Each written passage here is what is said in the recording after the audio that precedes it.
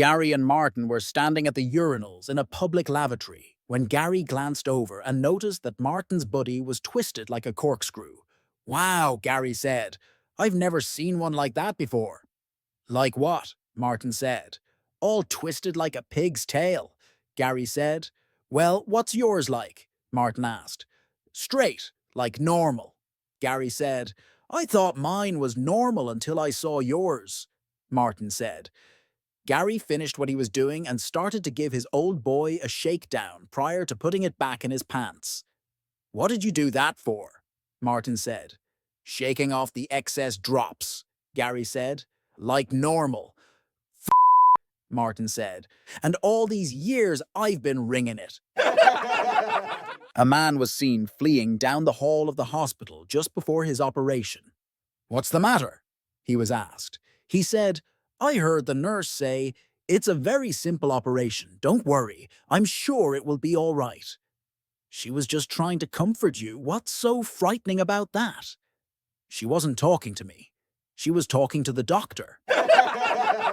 A couple went on vacation to a fishing resort up north. The husband liked to fish at the crack of dawn. The wife preferred to read. One morning, the husband returned after several hours of fishing and decided to take a short nap. The wife decided to take the boat out. She was not familiar with the lake, so she rowed out, anchored the boat, and started reading her book.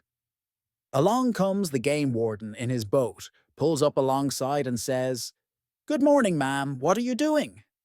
"Reading my book," she replies as she thinks to herself, "Is he guy blind or what?" "You're in a restricted fishing area," he informs her. "But officer, I'm not fishing. Can't you see that?" "But you have all this equipment, ma'am. I'll have to take you in and write you up." "If you do that, I will charge you with rape," snaps the irate woman. "I didn't even touch you," grouses the game warden. "Yes, that's true, but you have all the equipment." Nasreddin Hodja had a buffalo whose horns were set wide apart.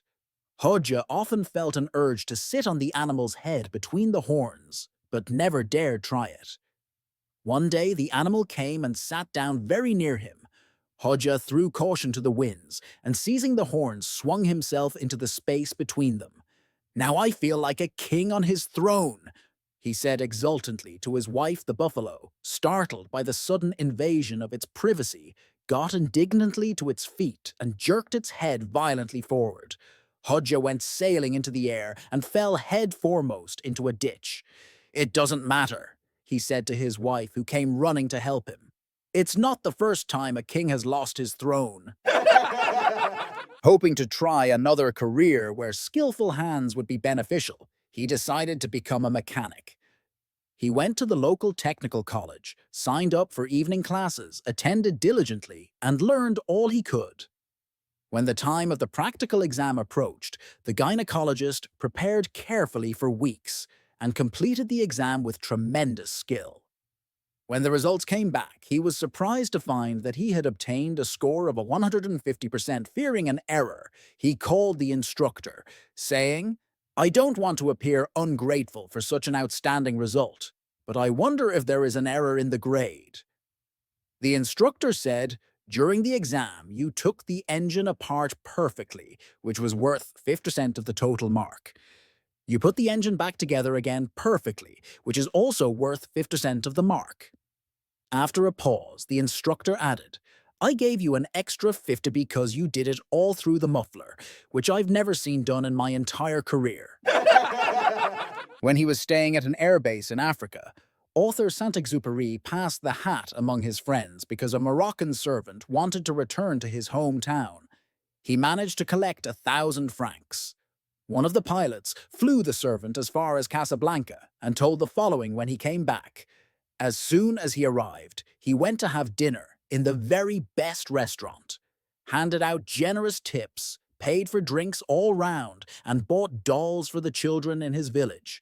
This man hadn't the slightest notion of economy. "Quite the opposite," answered Saint-Exupéry. "He knew that the best investment in the world is people.